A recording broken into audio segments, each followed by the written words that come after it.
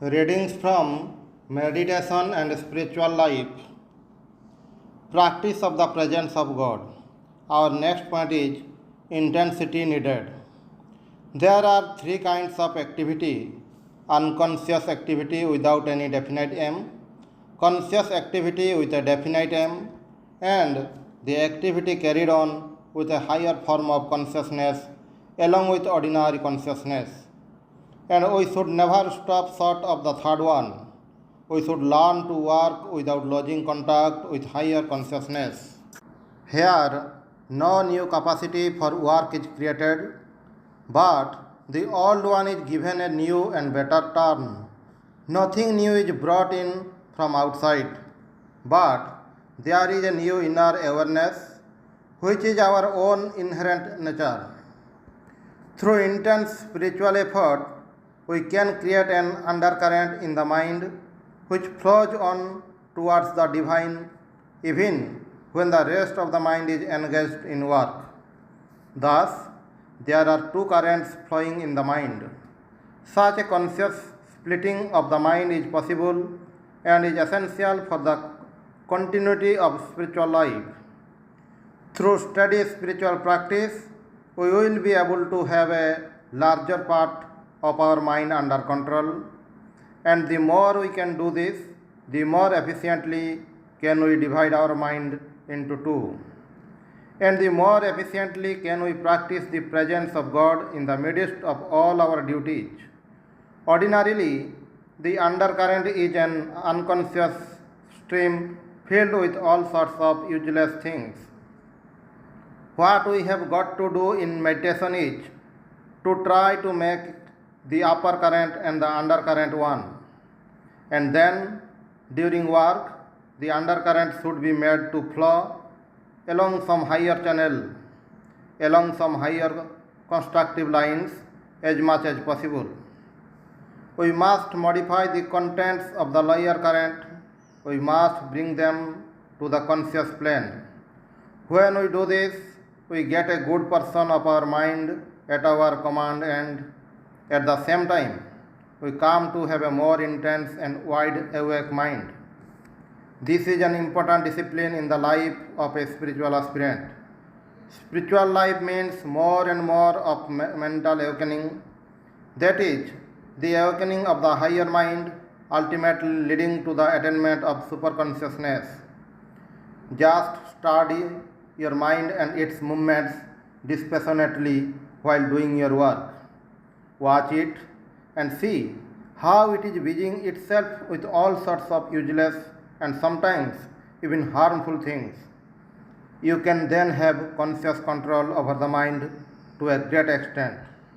And through steady and prolonged practice, you will find that the brain fibers have, as it were, become lighter and have lost much of their resistance. Both physical and psychical obstructions are to be counteracted as much as possible to clear the way to the goal of superconsciousness. Our next point is sharing with others.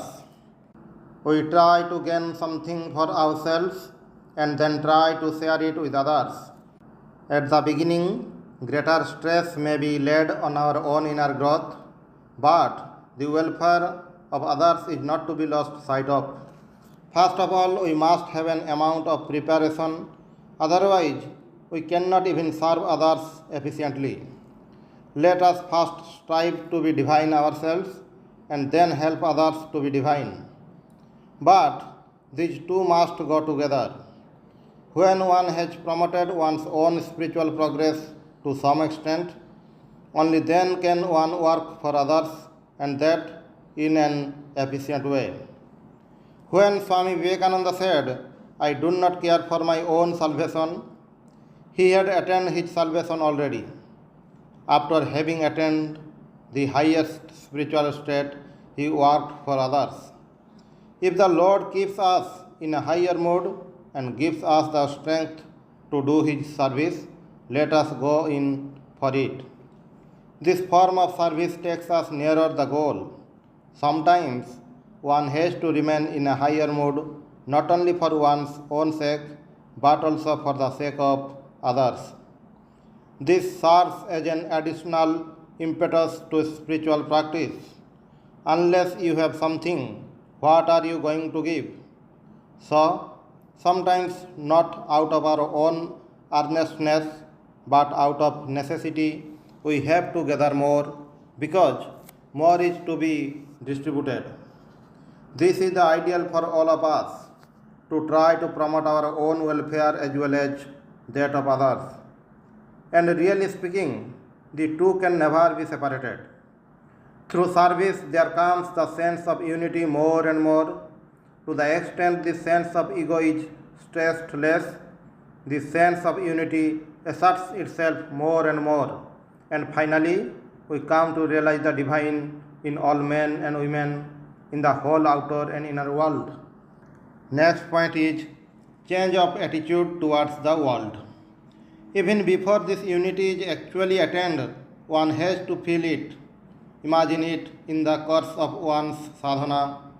Without the help of a vivid imagination of reality, work may become dangerous. When you work in the world, you have to move and live with people. It is therefore essential that you establish a spiritual outlook in the beginning. So the aspirant must take the help of imagination. Patanjali says in his Yoga Sutras, to abstract the thoughts which are inimical to yoga, contrary thoughts should be brought in. So, whenever a bad thought or bad imagination arises in the mind, bring in the contrary good thought. Good imaginations of the right kind should replace bad imaginations. This is not the ultimate solution, but this is all that most people can do in the beginning. It is like taking the help of the police to drive away the robbers. But when we reach a safe place, we don't need the help of the police anymore. So, until we get realization, we must take the help of good imaginations. Without that, we cannot live in the world and attain spiritual progress. However, we should see that imagination does not take a wrong path. It should be based on discrimination and renunciation, and on the nature of the self. Your attitude towards others depends on your attitude towards yourself. If you look upon yourself as a body, you see only human bodies all around you. If you look upon yourself as the luminous self inhabiting the body, you will see the same light shining in all beings around you. Unless we are prepared to face the evil someday and see the divine even in that, our problem is not solved. We should learn to lay greater stress on the substance than on the form, greater stress on the principle than on good and evil. We go on busying ourselves with good and evil without caring for the principle, which is beyond both good and evil. We should say, forms are not important to me. I care more for the substance. There are some worshippers of Shiva who associate all women with the goddess Parvati and all men with Shiva, the great god, and then merge finally the goddess and the god into the principle out of which they come. Thus, these worshippers solve many problems. What a difference it will make if a person looks upon all women as the goddess and all men as the great god. There are some other devotees who associate all men with Sri Ramakrishna's forms and all women with the Holy Mother's form, and then finally, transcending them, reach the principle which stands at the back of both.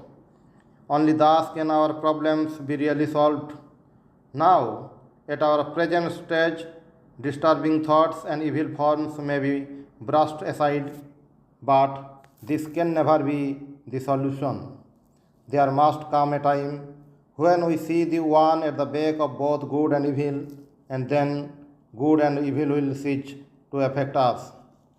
And if we are really able to look at the physical forms as manifestations of the formless and never as primary realities, if we are able to look at matter as a manifestation of thought and thought as a manifestation of infinite consciousness, then we can see everything in its right place, in its true setting. Then we are no longer deceived by the physical or mental forms as such. Such an attitude is essential for the practice of the presence of God. Physically, we must be in tune with the infinite physical universe, mentally with the infinite mental universe, and spiritually with the infinite Supreme Spirit. And then we see everything in its proper place, in the proper light, and act accordingly. The finite should be always in tune with the infinite, and that on all the different planes, in all the different forms of consciousness, one should feel the presence of God always at all levels. Next point is control of cosmic energy. The individual mind is in touch with the cosmic mind, and our mental energy comes from a cosmic source. We should know how to control and direct this psychic energy. Control is necessary to prevent the energy from flowing into lower centers, from flowing out through our sense organs, and getting wasted through futile thinking and worrying and useless talk. This creates some tension in the beginning which cannot be avoided. In the perfected man, this sort of control is not needed. All his psychic energy flows along higher channels. But in our case, conscious control is very important. Unconscious control is what the psychologists call repression, and some forms of repression are harmful for certain people. But conscious, intelligent control is essential not only for a spiritual life but also for normal, healthy social life. Here, Indian psychology differs from Western psychology. The cosmic energy is flowing through us all. We are all instruments, more or less. But when we consciously stop the expression of this energy through the lower centers and let it find expression through the higher ones, we always feel fresh. Then there is no old age for us so far as thought life is concerned. Sometimes we are not able to maintain the activity in the higher centers because of our old impressions and tendencies, and then there is a strong downward pull, a real tug of war which cannot be avoided if we are to grow at all. We can never stop the flow of energy, but we can give it a higher direction consciously, intelligently, with an effort of the will. Conscious, intelligent thinking is necessary. Conscious thinking removes the barrier, and when the obstruction is removed, more psychic energy flows in us. First of all, give a conscious start with an effort of the will, and then the flow proceeds. Consciously try to have new ideas, consciously find new channels of expression and thinking, and when these are found, the whole process of directing psychic energy becomes natural without any effort. Through conscious higher thinking, we open the higher channels, and then when the passage is open, higher thinking becomes easy. Higher thoughts flow in. In fact, they come rushing. But always the beginning should be made consciously with an effort of the will. If unconsciously higher thoughts are coming to us, then one day lower thoughts would be coming too. So, the unconscious process is to be avoided by all means. Higher thoughts must be consciously allowed to flow through us. It must never become an unconscious process. Through conscious struggle, when the higher channels are opened, higher thoughts come to us consciously, and then the higher life becomes very easy. A new passage is opened, physiologically and psychologically, and through it, these higher thoughts can flow without any obstruction. Higher really means deeper. We speak of higher in terms of outer space, but in spiritual life it is inner consciousness that matters. And hence, We should rather use the word deeper with regard to centers and channels of psychic energy. However, what is most important for us is to give a conscious start. This is the preliminary work that has to be done, and everything else follows. Our next point is opening up the higher centers. The finite is always in touch with the infinite. On the lower planes, this is unconscious. On the higher planes, it becomes conscious. You feel it. And what you have got to do is to rise to a higher plane and then have higher expressions of the energy. The task of the spiritual aspirant is to make the higher centers work, to stimulate them. One should consciously stop the activity of the lower centers and stimulate that of the higher ones. But it should be done consciously. It must be a conscious, intelligent process. Japa, prayer, meditation, etc. are all meant to start the activity of the higher centers. Sometimes you may feel the higher center and the lower center at the same time. That is, both want to act at the same time. And then comes a terrible tug of war that cannot be avoided, and everyone has to pass through that state. Then you have to stop the activity of the lower center with a great effort of the will. Through our daily spiritual practices, through intense striving, the activity of the higher centers will become more and more natural, less strained. But this can never be attained before passing through this state of war, as it were.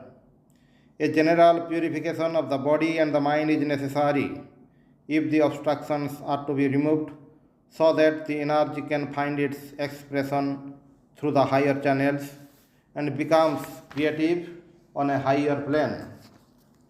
Creative it must be either on the lower, the physical plane, or on a higher plane. Its expression can never be stopped, but its direction can be changed, and this is what is to be done by the spiritual aspirant.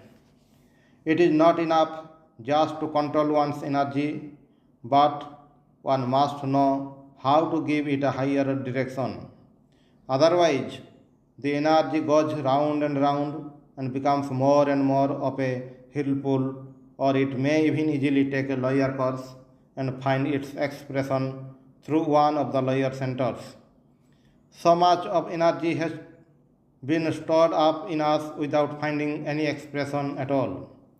Many persons become dull when the whole flow of energy is stopped. That is, they no longer give it any expression through the lower centers, but at the same time do not give it a higher turn either. And so the energy begins to stagnate and create troubles. Many persons are unable to use it on a higher plane and can only use it through the lower centers.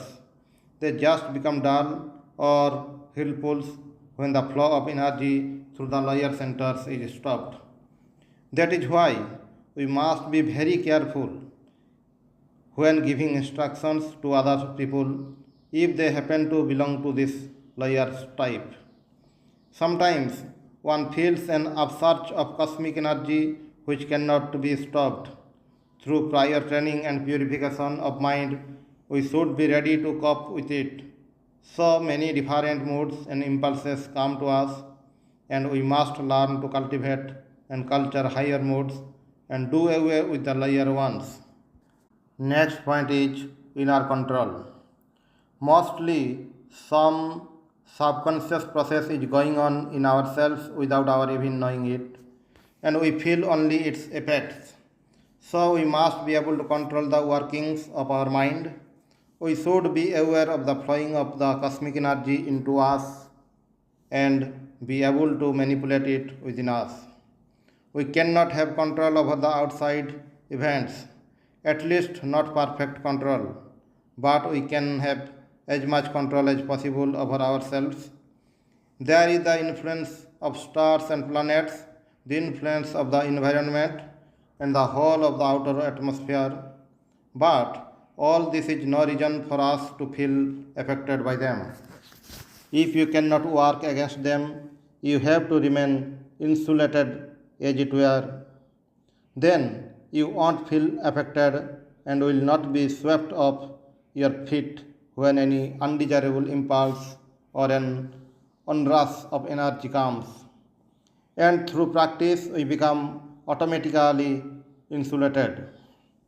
If you are open and calm in touch with bad people, you will feel awfully affected. And in such cases, if you are not guarded and the wrong type of person comes, he will drag you down. And this downward direction may be only due to outward influence, or it may be even due to our own negligence and lack of discrimination. The inner adjustment is the most troublesome affair in spiritual life, and without that, there can never be any poise or peace. Our next point is when you get a shock, pass it on to the divine. All this strict ethical culture helps us to a great extent. Sometimes, with a great effort of the will, the inner balance is to be maintained, but even this becomes more and more natural through practice. And in spiritual life, it is easier to have this balance if you try to be in a higher meditative mood and be in touch with some vaster consciousness. For then you pass on the reactions that are in you to something vaster. You get the shock, but you pass it on to something else. So, in a way, the infinite becomes our shock absorber. Devotees try to do this, passing the shock onto the infinite in their own devotional way. Lord, it is thy will. What to do? This is the psychological way of devotees for minimizing reactions. The Jnani type tries to think of the infinite of which he is a part, and the part can never jump out of the whole. The infinite is always ready to serve the finite because the two can never be separated. In the case of a bubble, we see that unless the ocean supports the bubble at every step, the bubble would burst every moment. Sometimes it has to shift its center, but then it shifts its center lying on the ocean, and this is what we have got to do. If one day there is a rise of tremendous feeling in you, and you do not know how to find relief, rush to the infinite. Let this impulse take you to the divine, and if you want to cry, wait until you have reached the divine. Let us not stop short of that. That is the only way to pass on everything to the infinite. Unless the finite tries to be in touch with the infinite, no radical cleansing can be done. We cover all the filth and dirt, sometimes even hide it under flowers, but so long as there is no real cleansing of our whole mind, nothing can be done in spiritual life. Mere surface cleansing won't do. The limited is always impure, and it becomes pure only by coming in touch with the infinite, thus realizing its infinite nature. The real original sin is finiteness, the finiteness of our nature, and this original sin can be got rid of only by losing our finiteness, by coming in touch with the infinite, with our true primary nature. When we attain this unitive experience, the whole world stands transfigured before our eyes. Everything becomes good and auspicious to us. All the knots and kinks of the heart are destroyed, and the bliss of the infinite fills us through and through.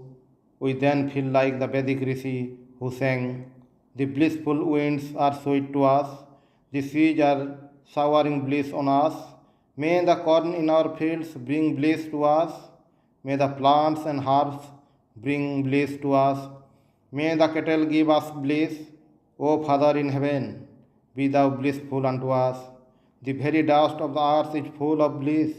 It is all bliss, all bliss, all bliss." Om Shanti शांति शांति। हरि ओम तत्सत्।